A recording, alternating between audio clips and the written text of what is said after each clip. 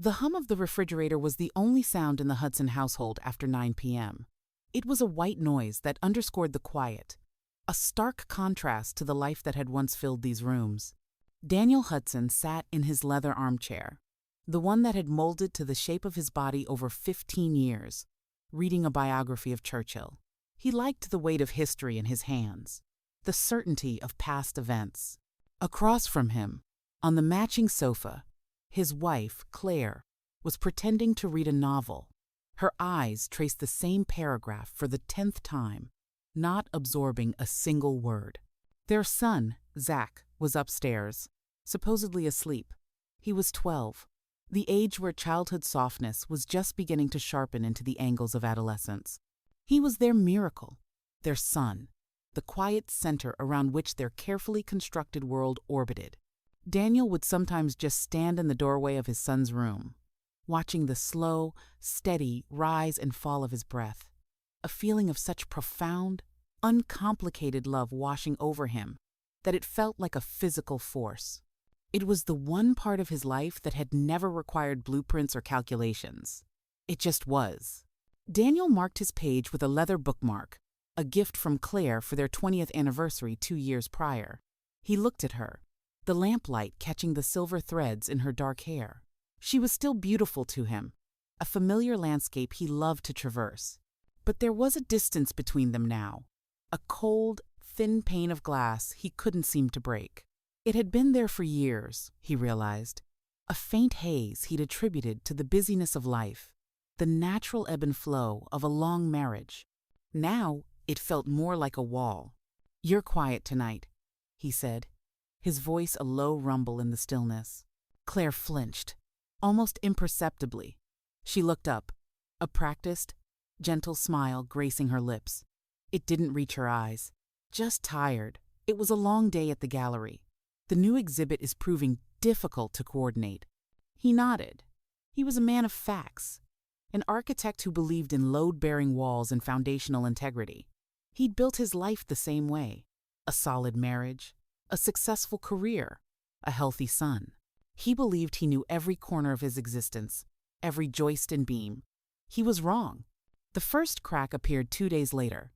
It was a phone call from Lincoln Middle School. Zach had collapsed during gym class. Daniel was in a client meeting, sketching preliminary designs for a new library. The clean lines and open spaces, a testament to his belief in order and light. His phone vibrated against the polished mahogany table. He saw the school's number and excused himself, a cold knot tightening in his stomach. "Hudson?" he'd answered, his professional voice masking the sudden spike of fear. "Mr. Hudson, this is Principal Miller from Lincoln Middle.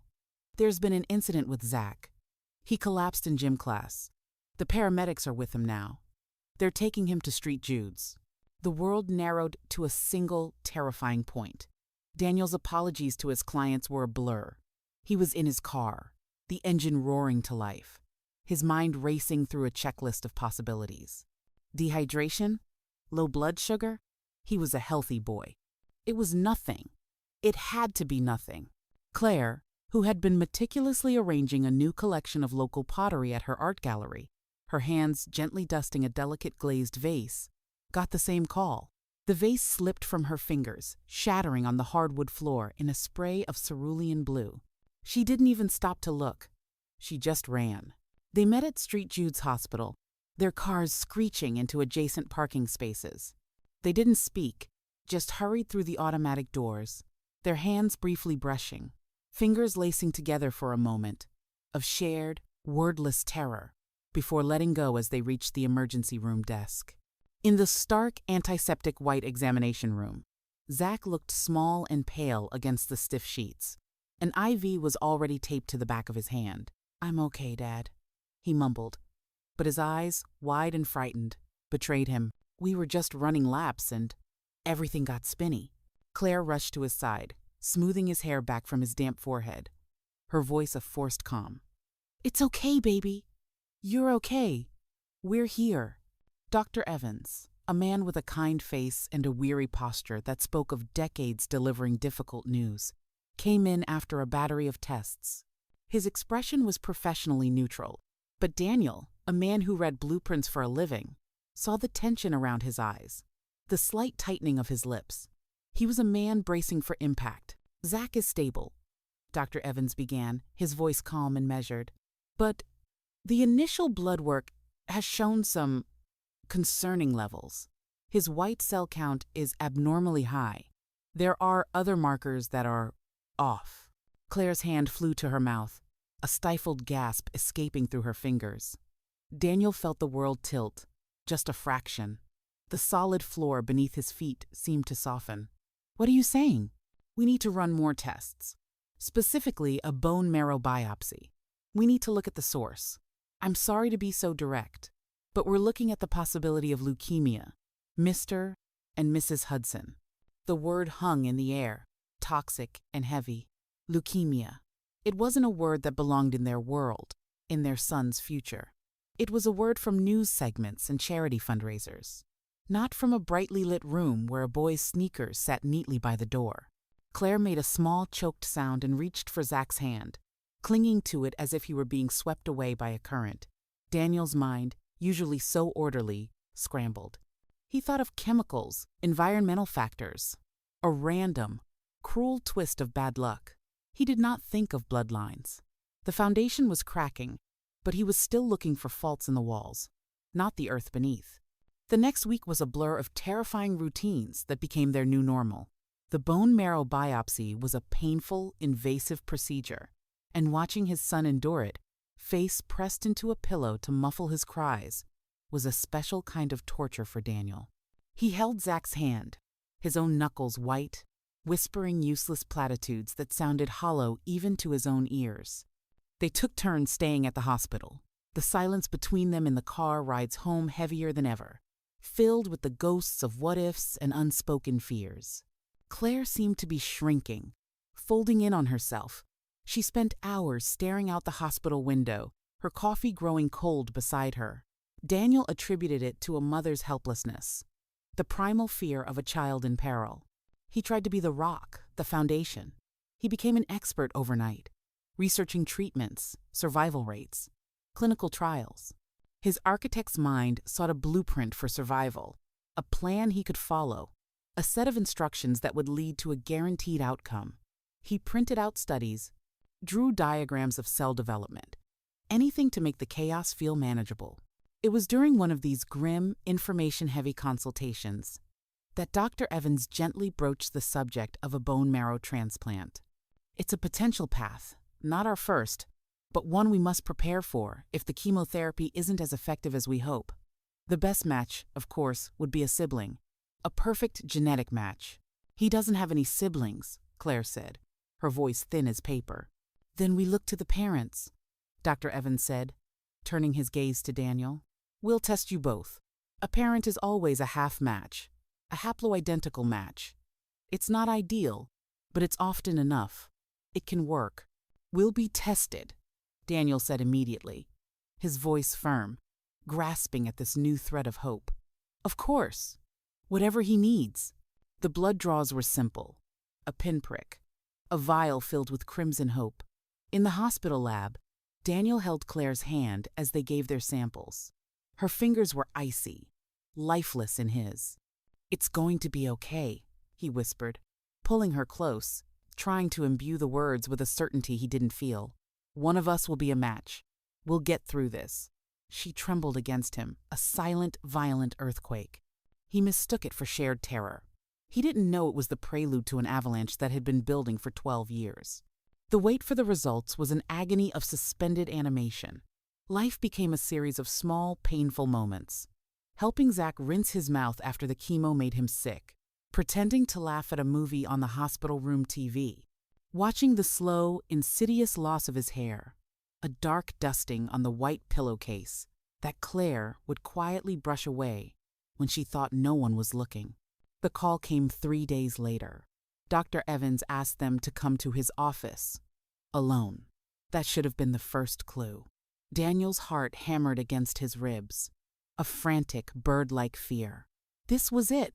The verdict. He held the car door open for Claire, her movements slow and deliberate, as if she were walking through deep water. They were seated in Dr. Evans's office, The desk a vast expanse of polished wood between them and the truth.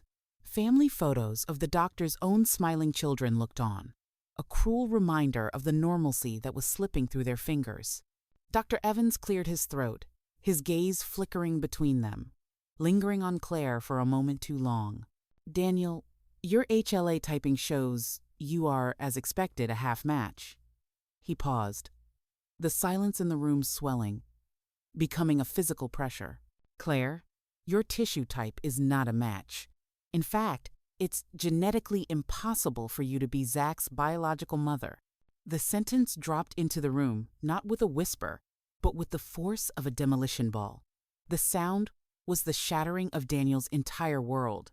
He heard the words, but his brain refused to assemble them into a coherent meaning. Genetically impossible. He blinked, his mind frantically searching for an error, a misplaced decimal point, a swapped file. "I'm sorry, what does that mean? A mistake in the lab? You must have mixed up the samples." "There's no mistake, Mr. Hudson. The tests are conclusive, and were run twice to be certain." Dr. Evans's voice was soft, unbearably pitying. Based on these genetic markers, Claire could not have given birth to Zach. Daniel turned his head slowly, as if moving through syrup, to look at his wife. Claire was not looking at the doctor. Her eyes were fixed on her hands, clenched so tightly in her lap that the skin was stretched taut over her knuckles, white and bloodless. Her face was a mask of utter devastation, but it wasn't the shock of new information. It was the terror of a long-dreaded moment finally arriving. It was the look of a convict hearing the sentence passed. And in that single horrifying second, Daniel knew. He knew with a certainty that shattered his soul. The foundation of his life, the 12 years of bedtime stories and Lego constructions, and father-son camping trips under the stars, the very bedrock of his identity, crumbled into dust. The love he felt for Zach was a roaring, real thing in his chest, but now it was unmoored, adrift in a sea of lies. "Claire?" The word was a ragged tear from his throat. She didn't speak. She just began to cry. Silent, heaving sobs that racked her entire body, a dam of deceit and fear finally breaking. She didn't reach for him. She didn't try to explain. She just fell apart in the chair opposite the man whose life she had just obliterated. The drive home was a nightmare carved from silence. Daniel's hands were clenched on the steering wheel, his jaw so tight he could feel the muscle throbbing in his cheek. He didn't look at her. He couldn't. The woman beside him was a stranger. The life he'd lived was a lie, a beautifully furnished stage set with no house behind it. He thought of the long, painful years of trying to conceive, the temperature charts, the procedures, the feeling of failure that had clung to them both. He had held her through it all, believing they were in it together. The memory was now a sick joke. Inside their house, the familiar surroundings felt like a mockery. The family photos on the wall, Zach as a newborn in Claire's arms, Zach's first birthday smeared with cake, their vacation to the Grand Canyon, the three of them smiling against a backdrop of immense, ancient rock. They were all fraudulent, a curated exhibit of a fiction. The Persian rug they had saved for, the books on the shelves, the faint smell of Claire's perfume in the hall. It was all part of the set. "Talk!" The word was a command, stripped of all warmth, all the years of shared history. It was the voice of a man standing in the ruins of his life. Claire stood in the center of the living room, looking lost and small. She wrapped her arms around herself, as if trying to hold her breaking pieces together. The sobbing had subsided into a quiet, hopeless weeping. "Daniel," she began, her voice a broken whisper, shredded by guilt. I was going to tell you. 1,000 times I was going to tell you." "Tell me what?" he roared, the sound exploding in the quiet room, vibrating off the walls of their beautiful, empty home. "Who is he? My son is lying in a hospital bed fighting for his life, and I am not his father? Who is his father, Claire?" The story tumbled out of her then, halting, stained with 12 years of guilt and fear. It wasn't a sordid, passionate affair, not in the way he'd instantly imagined. It was a story of quieter, more desperate destruction. They had been trying for a baby for 3 years. It was all they talked about, all they wanted. It had become the central focus of their marriage, a goal that receded further with every passing month. The tests showed it was her. Unexplained infertility, the doctor said with a shrug. The phrase became a brand. The failure became a corrosive presence, a third person in their marriage who whispered of inadequacy in the dark. She saw the flicker of disappointment in Daniel's eyes when another cycle failed, heard it in his mother's well-meaning questions about when they'd start a family. She felt she was less of a woman, broken, that she was failing at the one primal, biological thing that was supposed to be natural. Then, at her lowest point, she'd reconnected with an old college friend, Mark, on a nascent social media site. It was innocent at first, a distraction, but he was going through a messy divorce, and she was drowning in her own perceived inadequacy. They met for coffee for the first time in years. There was a familiarity, a shared history that didn't include the weight of failure. He made her laugh. He looked at her as if she were still the vibrant, carefree girl from their college days, not the woman haunted by empty nursery rooms. One night, when Daniel was away at a 3-day architectural conference, it happened. Mark came over. There was wine. There was self-pity. There was a desperate, stupid need to feel desired, to feel whole, to feel like she wasn't broken. "It meant nothing, Daniel. I swear to God, it meant nothing," she sobbed, the words barely intelligible. "It was the biggest mistake of my life. I was sick with guilt the next day. I ended all contact with him. I blocked him. I never saw him or spoke to him again. It was a moment of weakness, a crack in my soul, and I have hated myself for it every day since." A month later, she was late. She bought a test at a pharmacy 20 minutes away, terrified of being seen. "I couldn't believe it," she whispered, her eyes begging him to understand a logic that no longer existed. "I was terrified. I took 5 tests. When the doctor confirmed it, all I felt was this overwhelming, dizzying relief. Our prayers were answered.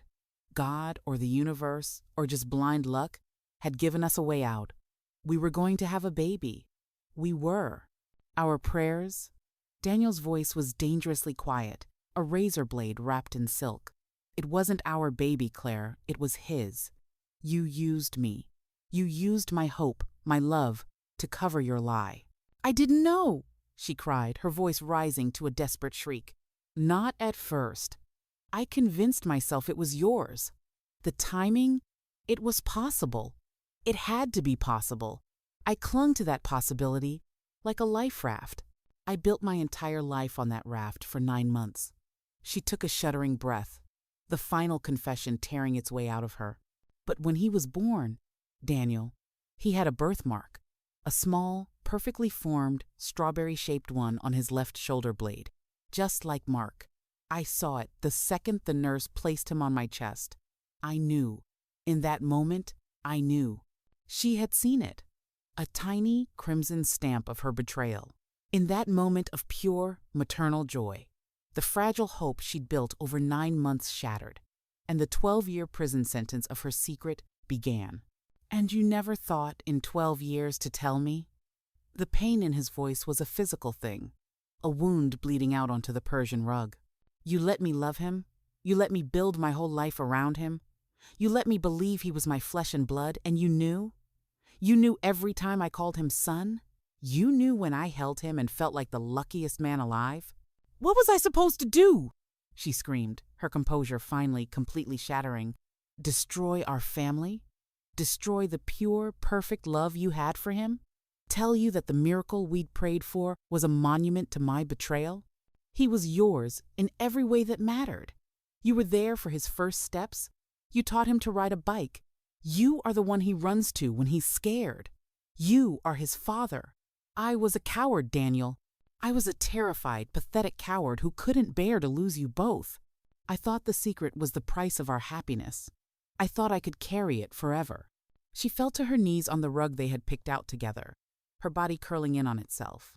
"I have lived with this every single day. Every time you looked at him with so much pride, it was like a knife twisting in my heart. This secret, it has been a cancer inside me for 12 years, growing in the dark. And now it's destroying him, too." It's killing my son. Daniel stared down at her, the woman he had loved for half his life. He saw the raw, unvarnished agony on her face, and a tiny distant part of him, the part that remembered the shared pain of their infertility, understood the twisted, self-preserving logic of her silence. But it was a tiny, drowned-out part, a flickering candle in a hurricane. The larger part of him was a howling void of betrayal, a landscape of ash and ruins. He thought of Zach, his son, his boy, the memory of teaching him to throw a spiral football in the backyard, the sound of his uncontrollable laughter, the way his small, trusting hand had felt in his own. The love was real, a visceral, undeniable force that clenched in his chest. But now it was tangled with the most profound sense of loss he had ever experienced. It wasn't just his wife who was a stranger. His son was, too. The boy he would die for was the living, breathing evidence of his wife's betrayal. He turned and walked out of the house. He didn't take a coat. He got in his car and drove, with no destination, for hours. He drove through the sleeping suburbs, down neon-lit commercial strips, onto dark country roads where his headlights cut a solitary path through the night. He ended up back at the hospital, drawn by a gravitational pull he couldn't resist. He stood outside Zach's room, looking through the glass window, a ghost at the feast of his own life. Zach was asleep, an IV line taped to his arm, his breathing shallow. He looked so much like Claire, the same dark hair, the same elegant shape of his face. But now, Daniel searched for another man. He looked for a stranger in the lines of his son's brow, in the curve of his jaw, in the placement of his ears. The love was still there, a desperate, wounded thing, but it was now joined by a grief so profound it stole his breath. He was mourning a son who was still alive. He was mourning the father he had believed himself to be. The next few days were a hellish new reality. Daniel moved into the guest room, stuffing his clothes into a duffel bag as Claire watched from the hallway, her face a pale, silent mask of despair. He spoke to her only when necessary, his voice flat and cold, the voice of a business associate. He focused all his energy, all his shattered being, on Zach, on being there for his treatments, on researching the haploidentical transplant process, on being the strong, steady dad. But every interaction was now layered with a painful new awareness. When Zach smiled, Daniel saw a ghost. When he complained about the hospital food, Daniel heard an echo of a stranger. He needed a name. He needed a medical history. He needed to find Mark. He contacted a private investigator, a brusque, efficient man named Fletcher. He gave him the scant details Claire had provided through her tears. A name, a college, an approximate location. Fletcher was efficient. Within 48 hours, Daniel had a concise file emailed to him. Mark Reynolds, living in Oak Park, Chicago, married for 8 years to a woman named Lisa, 2 young children, a boy and a girl, a successful financial advisor. There was a recent picture from his company website, a man with neatly styled blonde hair and blue eyes, smiling with a bland corporate confidence, traits Zach did not have. Daniel felt a surge of irrational hope. Maybe she was lying again. But Fletcher had dug deeper, obtaining old college yearbook photos. A younger Mark, with darker, unruly hair. And in one photo, laughing with his fraternity brothers, his shirt off at a lake, the distinct, unmistakable shape of a strawberry birthmark on his left shoulder blade. Daniel slammed his laptop shut, a wave of nausea washing over him. He now had a face for the ghost that had haunted his marriage. He saw the phantom in every room. He didn't know what to do with the information. Telling Mark would unleash chaos into another family, destroy another marriage, traumatize 2 more children. But Zach needed a bone marrow donor. This man, this stranger whose face now burned in his mind, held the key to his son's life. The irony was a bitter, metallic taste in his mouth. He finally showed the file to Claire. She looked at the photo of the older Mark and showed no reaction. Then he opened the college photo. She flinched as if struck by a physical blow, a small wounded sound escaping her lips. She looked away, her body trembling. "You have to contact him," she said. her voice hollow, stripped of all emotion. For Zach. You contact him, Daniel snarled, the jealousy and rage a live wire under his skin. You made this mess. You look him in the eye, digitally or otherwise, and you clean it up. So, Claire made the call from the dead space of the guest room, now Daniel's room. He listened from the hallway, his body rigid, every muscle taut with a toxic mix of hatred and necessity. Mark? It's Claire Hudson. A long, confused pause. Daniel could imagine the man on the other end, in his comfortable Chicago home, his life still intact.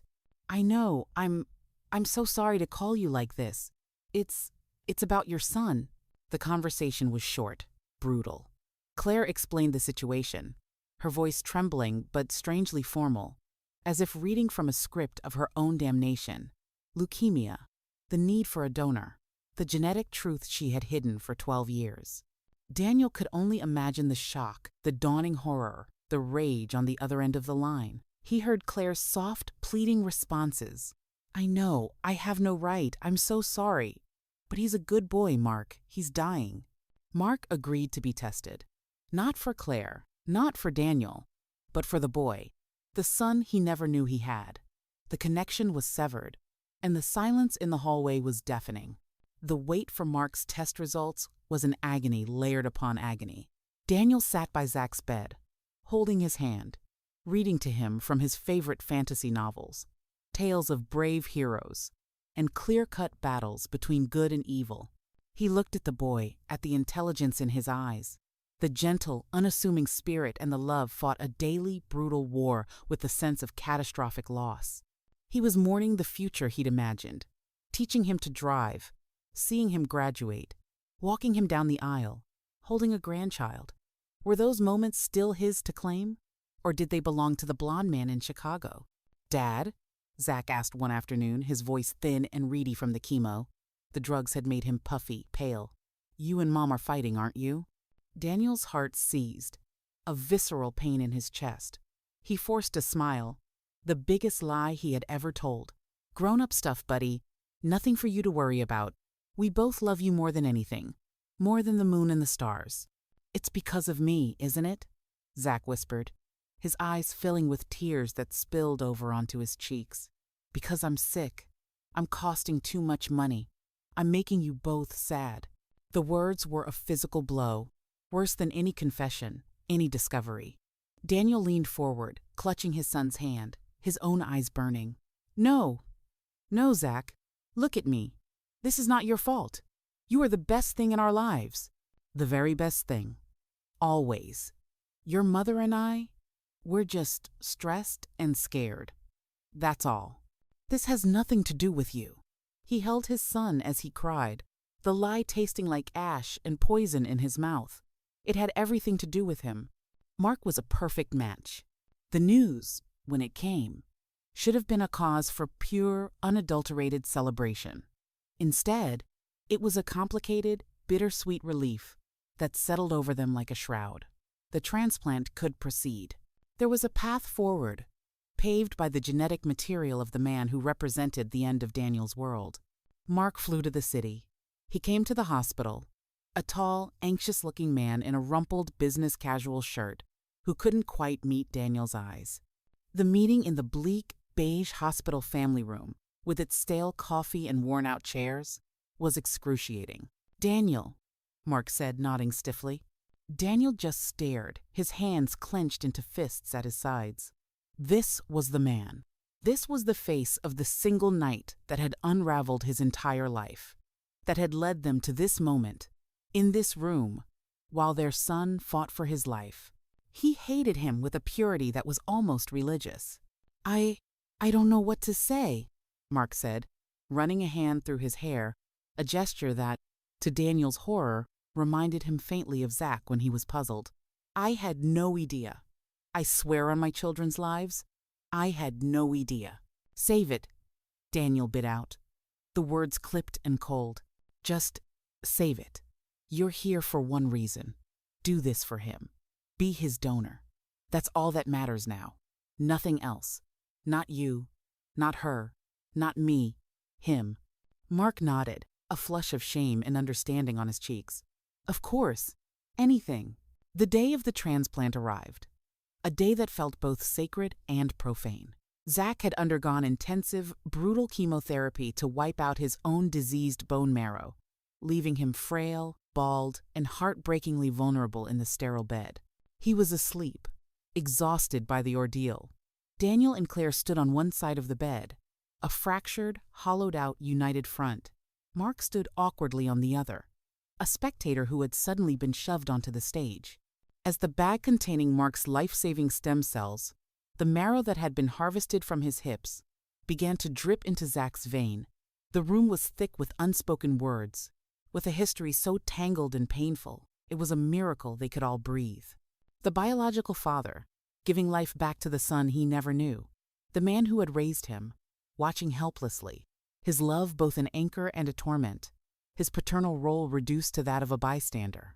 And the mother, the silent architect of this entire, heartbreaking crossroads, her secret now the central fact of their existence.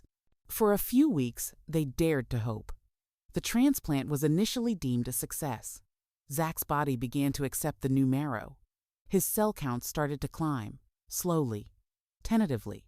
The shadow of the secret was still there, a permanent, jagged crack in their foundation. But their shared, desperate focus was Zach's recovery. They existed in a fragile, temporary truce, communicating in terse, practical sentences about medication and doctors' reports. They were co-captains of a sinking ship, ignoring the gaping hole in the hull. But then, the fever started. A low-grade, persistent heat that nothing could quell. Graft versus host disease.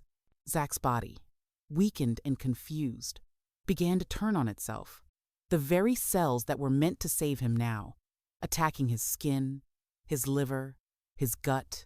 It was a brutal, cruel reversal of fortune, a betrayal from within on a cellular level that mirrored the betrayal that had started it all. The fight that followed was short, brutal, and utterly devastating. Zach's systems began to fail, one by one. The doctors and nurses fought with everything they had, a frantic, heroic battle against the inevitable. But the battle was lost.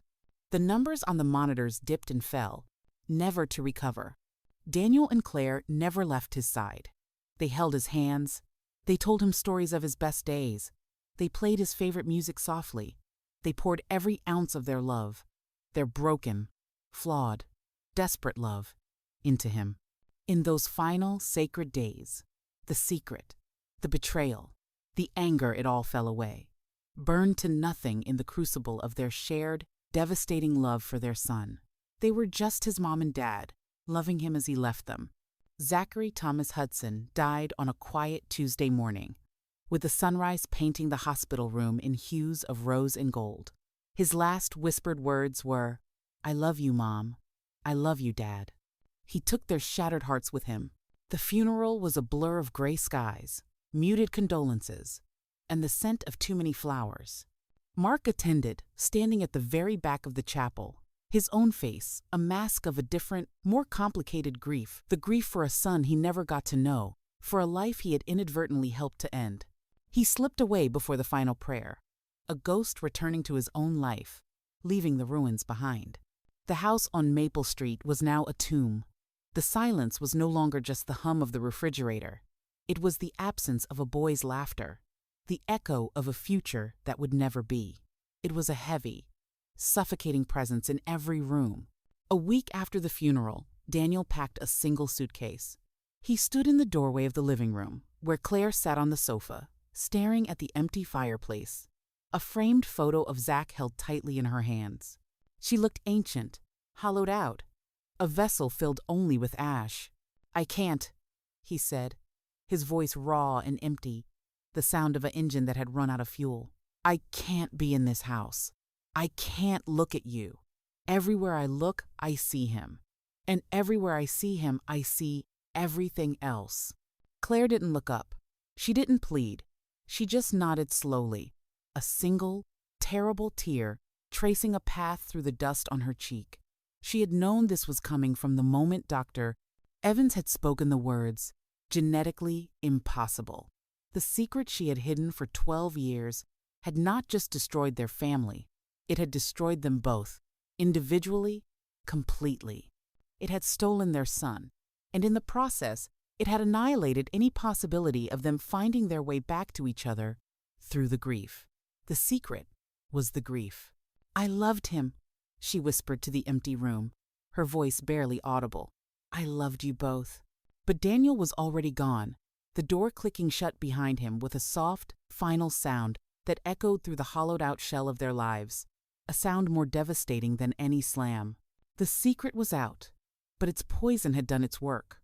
A slow-acting acid that had dissolved the bonds of trust, of shared history, of a future.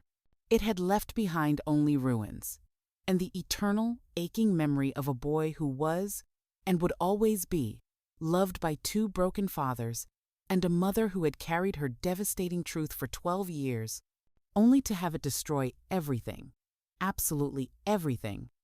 Thanks for watching. Click the subscribe button below to subscribe to our channel.